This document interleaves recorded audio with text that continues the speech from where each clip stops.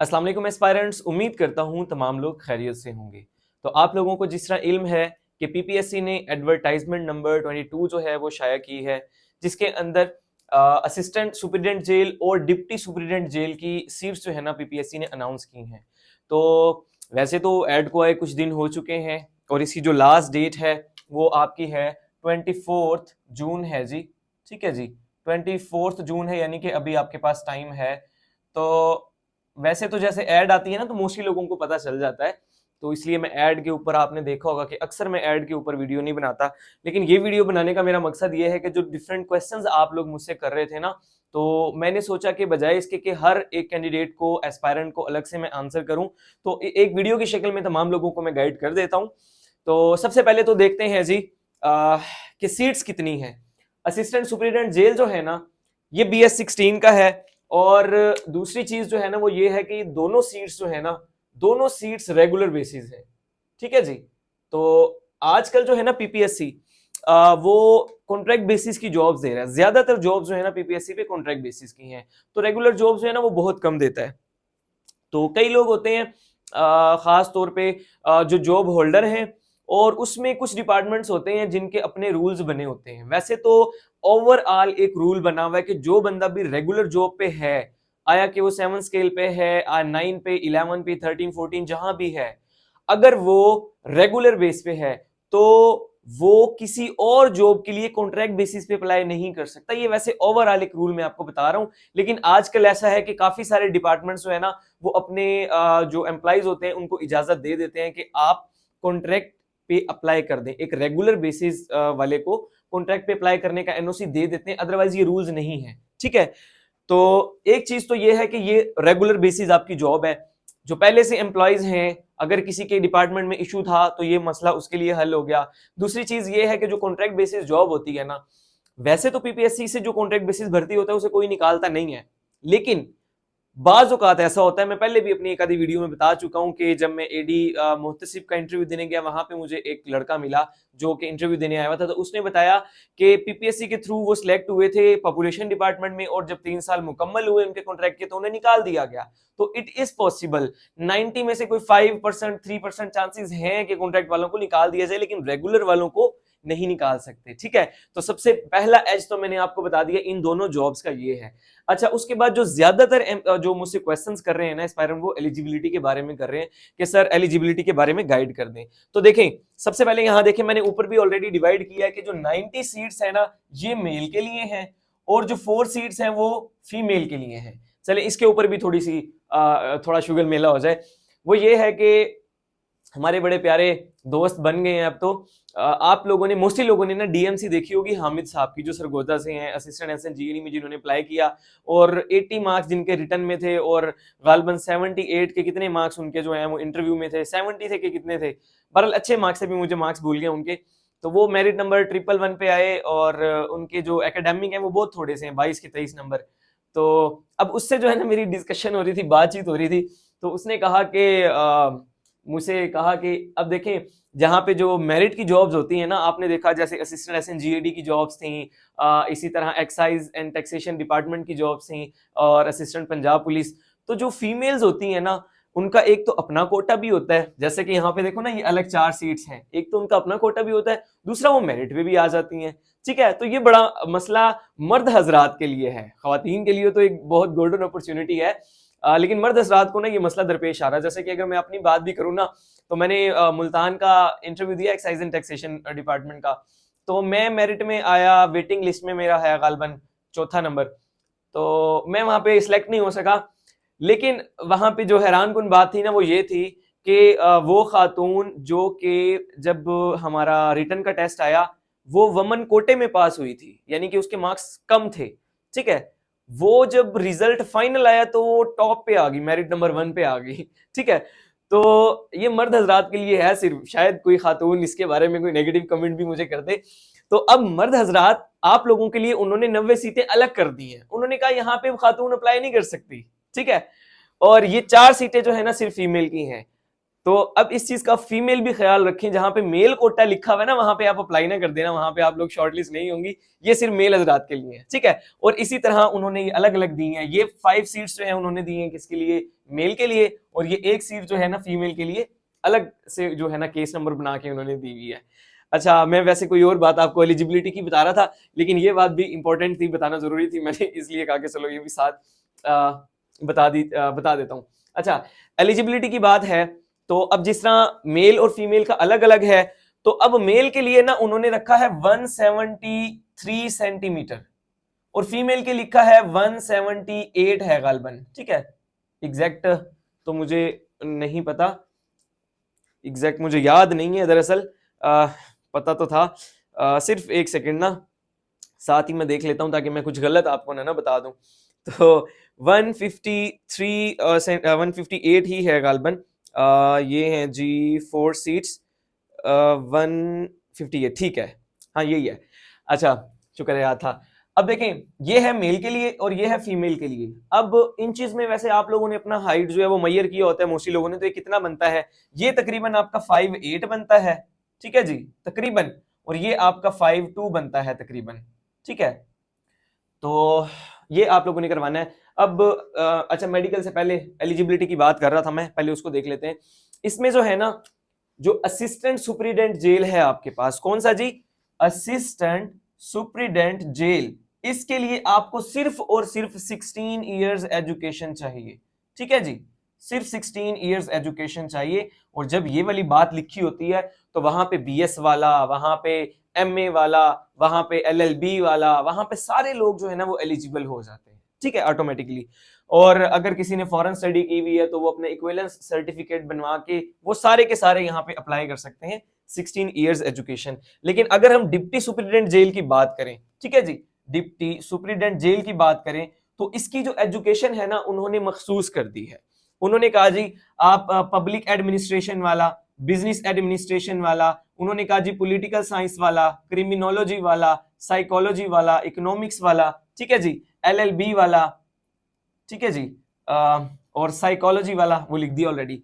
तो ये कुछ है सीट्स, सॉरी, ये कुछ डिग्रीज हैं, सिर्फ यही लोग जो है ना यहाँ पे अप्लाई कर सकते हैं। अच्छा, एक और इंपॉर्टेंट बात यहाँ पे ये है, अब जिस तरह मेडिकल का इन लोगों का है ना हाइट का दोनों का, तो वहां पे जो एड है ना, अगर आप लोगों ने देखी हो तो नंबर 1 पे उन्होंने दिया हुआ है एड के अंदर डिप्टी सुपरिटेंडेंट जेल, और 2 पे दिया हुआ है लेडी असिस्टेंट सुपरिटेंडेंट, और साथ ही नीचे फिजिकल स्टैंडर्ड उन्होंने कहा हुआ है। तो अब कुछ स्टूडेंट्स को ये लग रहा है कि वो जो फिजिकल स्टैंडर्ड है वो इन दोनों के लिए है, तो इन दोनों के लिए नहीं है, फिजिकल स्टैंडर्ड सिर्फ एएसजे के लिए है और डीएसजे के लिए नहीं है। यानी कि जो हाइट रिक्वायर है ना, हाइट इनके लिए रिक्वायर नहीं है, इनके लिए बस ये उन्होंने एक जो है ना वो मसला बना दिया है। जैसे कि कई लोग होते हैं उनकी डिग्री नहीं है अभी इसके अंदर, वैसे मेरे पास तो 4 डिग्रीज हैं, इंग्लिश, उर्दू, इस्लामियात और पॉलिटिकल साइंस, तो ये पॉलिटिकल साइंस में मैं तो अप्लाई कर सकता हूं, लेकिन कई लोग होते हैं अब उनकी नहीं होती तो वो यहाँ पे एलिजिबल नहीं है। अच्छा, इन दोनों सीट्स में ना, दोनों सीट्स की जो इंपॉर्टेंट बात है ना, अहम बात है, वो ये है कि दोनों के अंदर ऑलरेडी उन्होंने एक फिल्टर लगा दिया हुआ है, एक पहले से छाननी लगा दी है, और उस फिल्टर के बाद बहुत कम स्टूडेंट्स आगे बच जाते हैं, ठीक है। तो देखें यहां पे भी ये फिल्टर लगा दिया, और एएसजे में जो फिल्टर लगा है वो हाइट का लगा है, और 3 चीजें हैं, आपकी एक हाइट है, दूसरा जो है आपकी क्या बोलते हैं वो आई जो होती है, एक मिनट यहाँ पे देखता हूँ IVN है कि क्या वर्ड है, एग्जैक्ट वर्ड मैं आपको बताता हूँ, एग्जैक्ट वर्ड है VN, VN है जी 6/6, ठीक है जी, VN मांगी हुई है 6/6, और साथ में विदाउट ग्लासेस लिखा हुआ है, ठीक है जी, विदाउट ग्लासेस। तो ये भी जो है ना मुझसे कुछ स्टूडेंट पूछ रहे थे, सर अगर हमारा ग्लासेस के साथ है तो हम क्या करें। देखें पहले जो है ना एडवर्टाइजमेंट में आता था कि विद और विदाउट ग्लासेस, लेकिन अभी उन्होंने जब विदाउट दे दिया तो इस पे आपको पूरा उतरना पड़ेगा, और अगर किसी का वैसे बन जाता है तो वो बनवा ले, लेकिन 2 नंबरी ना ही कीजिएगा आगे जाके। बाज़ औक़ात होता है कि वहां पे आपको जब आप फाइनल सिलेक्शन के मराहिल में होते हैं, वहां जब आपको जाके दुख होता है, वो कहते हैं कि आप तो इनएलिजिबल हैं, तो वहां पे आपको फिर पता चलता है। और तीसरा ना इसके अंदर एज है, ठीक है जी, तो एज जो है ना वो उन्होंने रखी है जी 21 से लेके 30 तक। वैसे जो है ना आपको एज रिलैक्सेशन मिल जाती है बाकी जितनी जॉब्स आती हैं, लेकिन इसके अंदर उन्होंने लिखा हुआ है प्रॉपर कि एज रिलैक्सेशन नहीं है, चाहे कोई गवर्नमेंट एम्प्लॉय है या कोई गवर्नमेंट एम्प्लॉय नहीं है, 30 के बाद वो अप्लाई नहीं कर सकता। अभी मैं आपको फिल्टर गिनवाता हूं कितने फिल्टर लग गए हैं। देखें अभी जो है ना मोस्टली जो पुराने जो है ना अप्लाई करने वाले पीपीएससी के और अच्छी सीटों के इंतजार में रहते हैं, तो कई लोग तो जो है ना जिनको बहुत ही ज्यादा रटे हैं वो 30 से ऊपर हो गए हैं। एक तो ये फिल्टर आपका लग गया, ठीक है। दूसरा फिल्टर ये आपका हाइट का लग गया, तीसरा ये आपका वीएन वाला लग गया, ठीक है। और एक और फिल्टर मैं आपको बताता हूं कौन सा लगा है। देखें एक और फिल्टर आपको लगा है, आपने देखा कि अभी रिसेंट जो है ना पिछले 6 माह के अंदर, ठीक है, पिछले 6 माह के अंदर आपकी एक्साइज की, ठीक है जी, आपकी SNGAD की, आपकी पुलिस की, ठीक है जी, और आपकी पैरा की, ये जो है ना खेप निकली है, एक बहुत बल्क के अंदर खेप निकली है। और एक खेप अभी तैयार है, जो BOR वाले लोग हैं ना, तो ये खेप भी तैयार है, इसके भी काफी सारी सीट्स हैं। तो अब जितने पिछले तैयारी करने वाले थे मोस्टली लोग यहाँ निकल गए हैं, और आप लोगों के लिए अब जो पीछे रह गए हैं ये बड़ा अच्छा चांस है, खास तौर पे वो लोग जो ये रिक्वायरमेंट पूरी करते हैं। मैं कहता हूं कि अगर कोई बंदा ये रिक्वायरमेंट पूरी करता है ना और उसके पास अभी टाइम भी है और वो यहाँ पे भर्ती नहीं होता तो वो सीरियस ही नहीं है, क्योंकि यार 90 सीटें हैं आपकी। चलो भर्ती तो मैं एक बड़ी बात कर रहा हूं, कम से कम यहाँ पे अगर आप पास भी नहीं ना होते, शॉर्ट लिस्ट आप नहीं होते, तो इसका मतलब आप सीरियस ही नहीं है। क्योंकि देखिए इतने सारे फिल्टर लगा दिए। अभी जब मैं ये वीडियो बना रहा हूं ना, मैं बना रहा हूँ 16 को, ठीक है, 16 जून को, 24 आपकी लास्ट डेट है, तो 8 दिन अभी आपके पड़े हैं। और मैंने भी देखा थोड़ी देर पहले कि सिर्फ 2700 लोगों ने अप्लाई किया हुआ था। कितने लोगों ने जी? सिर्फ 2700 अप्लाई हुए थे। और आपको पता है ना ये SNGOD और पुलिस में 1,11,000 लोगों ने अप्लाई किया था। तो अगर ये अभी 2700 है तो ये हद मार के कितने चले जाएंगे? मुझे नहीं लगता कि 27,000 से ज्यादा भी चले जाएं। 10 गुना चलो मैं इसको कर देता हूं, तो ये भी बहुत थोड़ा कंपटीशन है। 1,11,000 से तो थोड़ा है ना, क्योंकि सीटें वहां भी इतनी थी, ठीक है। ये जो SNGAD है पहले तो उन्होंने कहा था जी 99 मेरिट की है, बाद में उन्होंने 90 कर दी थी। तो सीटें तो यहां भी उतनी है, 90 आपके पास हैं, ये 94 सीटें हैं। तो इसका मतलब, और जो ये पैरा वाले हैं ना, जो EO हुए हैं खास तौर पे 14 स्केल वाले, तो वो भी इस जॉब के लिए, इस जॉब को कंसीडर ना करें। इस वाली को तो ना करें, इसको कर लें, वो जो डिप्टी सुपरिटेंडेंट जेल वाली है ना, इसको करें लाजमी तौर पे, क्योंकि 17 स्केल है। वैसे तो उनसे बॉन्ड वगैरह लिया हुआ है, लेकिन अगर कोई बंदा निकल सकता है तो वो लाजमी करे, ठीक है जी। अच्छा, मैं एलिजिबिलिटी आपको बता रहा था, एज हो गई, आपकी हाइट हो गई और वीएन होगी। अब अगला जो है ना क्वेश्चन, अब बीच में यहाँ पे और भी मेरे ज़हन में कुछ थे, अभी वो निकल गया है। बहरहाल मेडिकल पे आ जाते हैं। तो मेडिकल अब मुझसे पूछते हैं स्टूडेंट्स के कहाँ से बनवाना है। तो सबसे पहले तो आपने पीपीएससी की वेबसाइट पे जाना है, वहां पे इनका मेडिकल का एक परफॉर्मा होता है, उसको आपने डाउनलोड कर लेना है और उस परफॉर्मे को आपने लेके जाना है अपने, कहाँ पे जी? DHQ लेकर जाना है। कहाँ लेकर जाना है जी? DHQ कौन सा होता है जी? जो डिस्ट्रिक्ट का हेडक्वार्टर होता है। उन्होंने ना बीच में मेंशन किया हुआ है कि तहसील से नहीं बनवा सकते आप, क्योंकि वहां पे किसी की जान पहचान अच्छी हो तो वो वैसे भी बना देते हैं। तो वहां से आपने नहीं बनवाना। जैसे यहाँ पे मुल्तान है ना, अब यहाँ पे जो तहसीलें हैं, जलालपुर पीर वाला है, शुजाबाद है, तो यहाँ से हो सकता है किसी की वहां से कोई बनती हो वो अपना बनवा ले। उन्होंने इसलिए डिस्ट्रिक्ट हेडक्वार्टर रखा है कि जी आपने यहाँ से बनवाना है। और अगर कोई यहाँ से नहीं बनवा सकता, कोई जॉब के सिलसिले में लाहौर है, मोस्टली तो ये पंजाब वाले लाहौर ही बैठते हैं ना, तो वो अपना लाहौर के DHQ से भी बनवा सकता है मेडिकल, ठीक है। अच्छा, अगली चीज ये है कि इसके अंदर आपका फिजिकल कोई नहीं है, आपकी रनिंग कोई नहीं है, आपके पुशअप्स कोई नहीं है, आपके सीटअप्स कोई नहीं है, ठीक है जी। तो इस तरह की आपकी कोई रिक्वायरमेंट पीपीएससी ने नहीं रखी। और मोस्टली पीपीएससी जो है ना वो रनिंग वाली नहीं रखता। आपने देखा ना जो पैरा वाली जॉब्स आएंगे, तो रनिंग पीपीएससी ने नहीं करवाई, उन्होंने पहले करवा ली थी, बाद में पीपीएससी को उन्होंने दिया, उन्होंने कहा जी लो हमें जो है ना ये शॉर्ट लिस्ट करके दे दो। अच्छा, ये हो गया। अब आपका मेडिकल आपने कहाँ से बनवाना है और आपने बनवाना कब है। आपने इस डेट से पहले, ये जो मैंने 24 जून लिखी है ना जी, इस डेट से पहले पहले आपने अपना मेडिकल बनवा लेना। अगर आप इसके बाद में बनवाते हैं तो आप इनएलिजिबल हैं इस पोस्ट के लिए। फिर उन्होंने इंस्ट्रक्शंस के अंदर मजीद जाके क्या कहा हुआ है जी? उन्होंने कहा हुआ है कि अगर ये फॉर्म फिल करते वक्त कहीं किसी क्लर्क से या आपसे फिल करते वक्त कोई मिस्टेक हो जाती है, ठीक है, और बाद में उसको आप करेक्ट करते हैं, तो वो वाला भी हम एक्सेप्ट नहीं करेंगे। कब तक एक्सेप्ट नहीं करेंगे? एक्सेप्ट नहीं करेंगे जब तक उस जो गलती हुई और उसकी आपने तस्हीह की, वहां पे जो है MS दोबारा से साइन नहीं करेगा तब तक। तो इससे बेहतर है कि आप एरर फ्री ही बनवाना तमाम लोग। तो अभी तो आप लोगों के पास टाइम है, तो तमाम लोग जो भी ये रिक्वायरमेंट पूरी करता है ना, एक बार तो किस्मत आजमाए, ठीक है। और मुझे उम्मीद है कि थोड़ा सा भी सीरियस कैंडिडेट होगा ना। अच्छा, फिल्टर की मैं बात कर रहा हूँ, ये फिल्टर देखो कितना बड़ा फिल्टर लग गया है, 16 ईयर एजुकेशन वाला।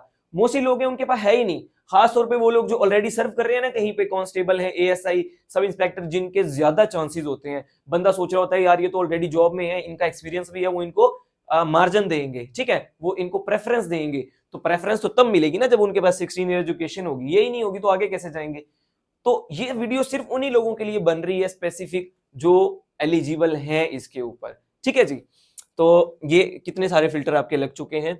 अच्छा, और इसके अलावा जो है ना सैलरी की अगर बात करें ना हम, तो सैलरी जो बेसिक सैलरी होती है ना आपकी 16 स्केल की, वो तो होती है तकरीबन 28,000 होती है, ठीक है। तो बाकी जितने भी डिपार्टमेंट है ना, हर डिपार्टमेंट ने अपने कुछ अलाउंसेस लगाए हुए हैं और उसको मिला के आपकी एक सैलरी जो है ना वो बनती है। तो इनकी जो सैलरी है ना वो तकरीबन आपकी होगी 70K, ठीक है जी, 70K होगी तकरीबन। अब ये बजट लग जाएगा, थोड़ी बहुत बढ़ जाए, इधर उधर हो जाए तो कुछ नहीं, लेकिन आप अपने माइंड में रखें कि इतनी। और अगर कोई इससे अच्छी सैलरी कोई बिलो स्केल पे ले रहा है तो बेशक वो यहाँ इस चीज को कंसीडर ना करे, लेकिन 16 स्केल जो है वो 16 ही होता है। अगर आप पहले कहीं 9वें 11वें पे हैं और 70 ले रहे हैं तो फिर तो आपको 16वें के लिए सोचना चाहिए, ठीक है, क्योंकि आपके पास वापसी का भी चांस होता है ना। अगर आप चले जाते हैं, आप लियन लेके जाते हैं, आप कहते हैं जी हम वापस भी आ सकते हैं डिपार्टमेंट में, तो एक बार अगर आप इतने काबिल हैं कि यहाँ जा सकते हैं तो लाजमी जाएं। और उसके बाद आपको अगर पसंद नहीं आता डिपार्टमेंट तो वापस आ जाए, क्योंकि इसके बारे में बहुत सारे लोगों ने ये कहानियां पहले से बनाई हुई है कि अच्छी जॉब नहीं है कोई खास, ठीक है। अब एक बंदा वो है जी जिसने 16 साल तालीम हासिल की हुई है, जो बैठा हुआ है घर, बेरोजगारी के ताने सुन रहा है, कभी इससे कभी उससे, कभी प्राइवेट जॉब, कभी टीचिंग पे 5,000, कभी 8,000, तो उसके लिए तो भाईजान ये बहुत बेहतर जॉब है, जन्नत से कम नहीं है, ठीक है। तो उस लिहाज से आप ना सोचें, पर्क्स एंड प्रिविलेजेस तो होंगी ना 16वीं स्केल की। और इसकी जो प्रमोशन है, प्रमोशन स्ट्रक्चर भी इसका अच्छा है, क्योंकि जो ये एएसजे है ना, ये प्रमोट होके जी आपका डीएसजे बन जाता है, ठीक है। तो स्टार में भी तो आप आ गए और इससे ऊपर भी आप 18 स्केल तक भी जा सकते हैं मोस्टली लोग। तो प्रमोशन का स्ट्रक्चर भी इसका क्या है जी, अच्छा है। और इसके अलावा हमारे पास क्या है, चांसेस ऑफ सिलेक्शन। हाँ, चांसेस ऑफ सिलेक्शन का भी, ये जो चीजें जितनी भी मैंने आपको गिनवाई है ना कि कितने लोग ऑलरेडी भर्ती हो चुके हैं, कितने लोगों की एजुकेशन कम है, कितने लोगों की हाइट नहीं है, कितने लोगों का इशू है जनाब इसका चश्मे क्या बोलते हैं वीएन का, वगैरह वगैरह। तो ये सारी चीजें जो है ना मैं आपको बता चुका हूँ चांसेस ऑफ सिलेक्शन में। और एक क्वेश्चन अब हमारा रह गया जिसका मैंने आपको बताना है, वो कौन सा है जी, वो है हाउ टू प्रिपेयर। अब आपने तैयारी क्या कैसे करनी है, क्योंकि हो सकता है कि मेरी वीडियो को कुछ नए लोग भी सुन रहे हों, वैसे तो वो पुराने लोग ही हैं, वही बार बार घूम रहे होते हैं और वही देख रहे होते हैं, और जो आगे निकल जाता है, भर्ती हो जाता है, वो चैनल को अनसब्सक्राइब कर जाता है। तो लेकिन मोस्टली लोग वही जो एक बार लगे होते हैं ना तैयारी में और निकल जाते हैं। मैंने बहुत सारी एग्जांपल्स देखी हैं, अभी रिसेंट मैंने बहुत सारी एग्जांपल देखी हैं कि जिन लोगों ने अभी डिग्री की फौरी तौर पे, और फौरी तौर पे जो है ना वो भर्ती हो गए। वो एक दोस्त बता रहा था, इधर मुजफ्फरगढ़ वाली साइड का है, कि कौन सी साइड बता रहा था, कि वो लड़के ने अभी डिग्री की थी, ठीक है, और डिग्री करते ही उसने अप्लाई किया एसएनजीएडी के लिए और फौरी तौर पे वो भर्ती हो गया 22-23 साल की एज में, ठीक है। और इसी तरह एक सुहेब साहब है, उसको तो हम जानते हैं ना, जो मेरिट नंबर 3 पे थे एसएनजीएडी की लिस्ट में, वो भी ऐसे ही है। तो अभी उन्होंने प्राइवेट बीए किया, वैसे वो इंजीनियरिंग कर रहे थे, तो डिग्री से पहले ही उन्होंने 3-4 रिकमेंडेशन भी ले ली हैं।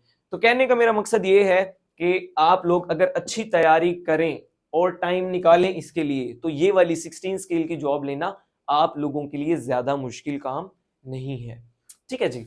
अच्छा, क्वेश्चन अभी हमारा वही आ गया, क्या बोलते हैं, प्रिपरेशन आपने किस तरह करनी है, ठीक है। बाकी मेरे ज़हन में और कोई क्वेश्चन आ नहीं रहा, अगर आएगा तो मैं बता दूंगा। मोस्टली मतलब यही क्वेश्चन मुझसे पूछे थे स्टूडेंट्स ने, बार बार पूछ रहे थे कि सर हाइट कितनी होगी, मैयर कैसे करेंगे, मेडिकल कहाँ से बनेगा, ठीक है, आप विदाउट ग्लासेस हैं तो क्या करें, अप्लाई नहीं कर सकते, कर सकते हैं, एज रिलैक्सेशन मिलेगी या नहीं मिलेगी, ये सारे सवाल जो है ना इसके जवाब मैं आपको दे चुका हूँ।